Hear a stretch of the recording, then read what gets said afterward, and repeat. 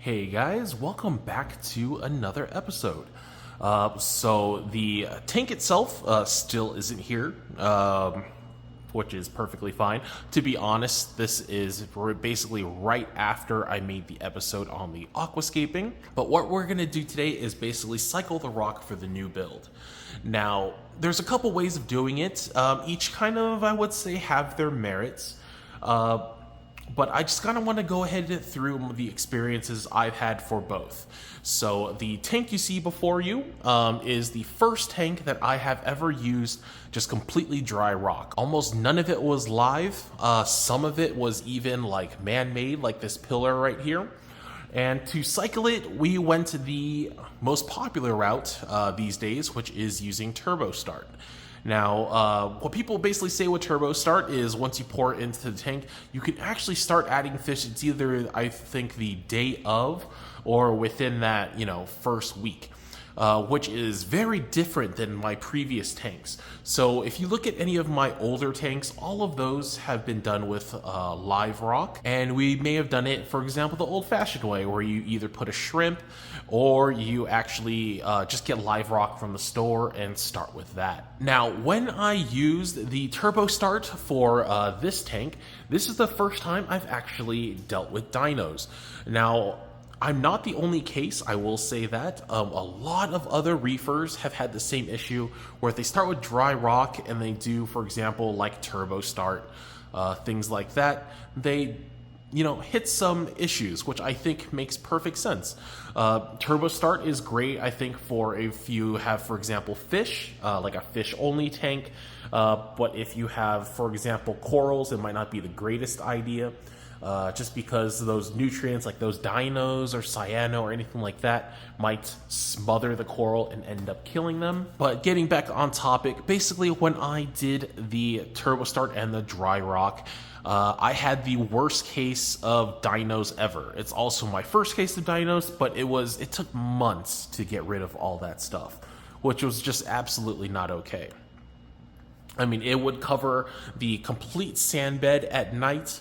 It would dissipate in the evenings, and then every day it was just a back and forth. No matter how much I blew it away, it just did not help. But then, like everything else, over time, it kind of solves itself. I basically have no issue with algae now.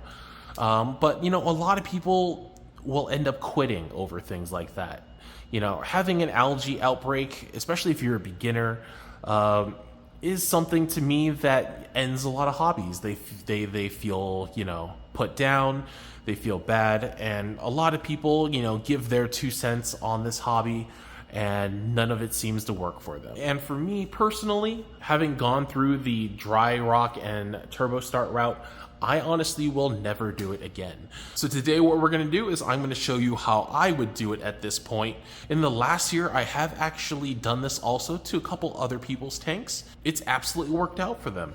So I'm going to show you the way we're going to go ahead and do it for this tank. Hey, maybe I'm completely wrong, and when I have, everything in the tank set up, it's gonna look like trash and I'm gonna get an algae outbreak. But for this tank and my previous tanks, this is what I believe is the best course of action. So let's get right into it. So right down here, we have the rocks that we had previously cleaned in the last episode. You can see right here, it's pretty much just all dry. After I sprayed it, I went ahead and just let it air dry to dissipate any, weird things that might be in the water. But I have it sitting right here, perfect. What we're gonna go ahead and do is I actually already did a water change on this tank. I'm gonna take that old tank water, pump it into here. Now, tank water, I would say, probably doesn't have that much bacteria, and that's okay. But what I am going to do is I actually have a couple pieces of rock back here in my sump that's been soaking for God knows how long. These rocks right here are going to have a pretty good amount of bacteria, I would say. They've been sitting in my sump for quite a while. They'll be the same bacteria as the tank, and that bacteria, once I put it in here, is going to be able to colonize the rocks that are in here. Now, this is actually my preferred way of doing it. I've done it in my previous tanks, and the bacteria in the tank is doing super well, so you will obviously know it's the correct type of bacteria. I mean, that's not to say that Turbo Start doesn't work, but Turbo Start is really only going to have, a certain amount of bacteria or certain types. And to be honest, anything that's bottled probably isn't amazing. Like, it's not a miracle cancer cure, you know what I mean? So, like I said, we're going to go ahead and grab these rocks right here. We're gonna go ahead and put it into this bucket, fill it up with water, and what I'm going to do is just grab a power head, stick it in here, and we'll just let it basically sit for the next couple weeks. I may do a water change because I do feel like once these rocks get super wet, it might get a little dirty from any excess detritus.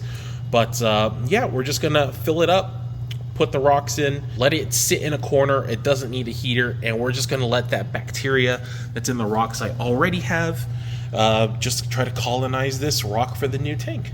All right, now while we wait for the rock to basically cycle, I have a quick little story time. But before that, you can see my little Space Invader. This was that big part that was sticking up, if you've seen in previous episodes, so we chopped that off. It's sitting in my display. And then this is all the parts that died off because it wasn't getting enough light. But slowly, it's making its way back here. So it'll hopefully cover that back up.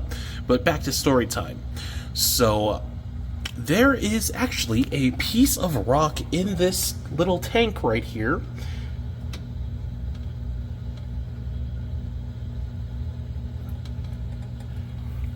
That I have been actually using for about the last year to seed other people's tanks.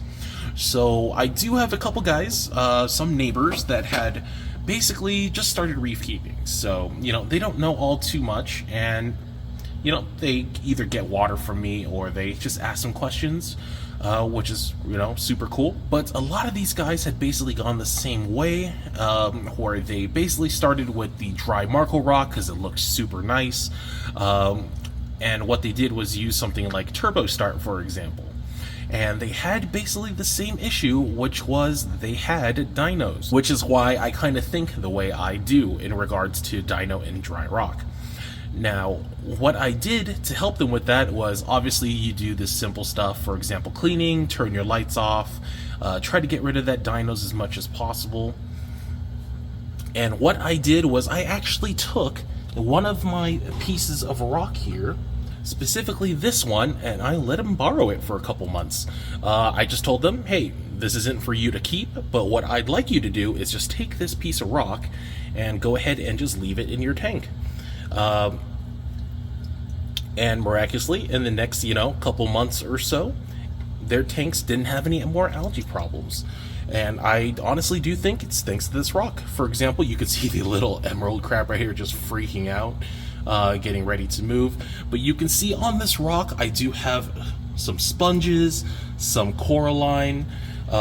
We do have some kind of a yellow fungusy thing right here. We have a lot of life in this rock. And honestly, that is what you want for your tank.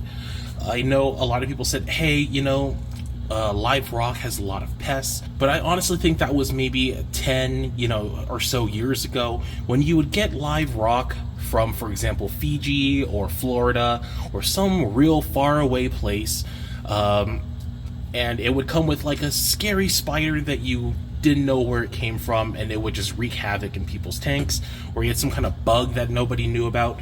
But since most people end up either using dry rock now, and there really isn't an import on new live rock like there was before, when you would have live rock just wrapped in newspaper, since that's no longer kind of an issue, I think using live rock, especially from other people's tanks, is super beneficial.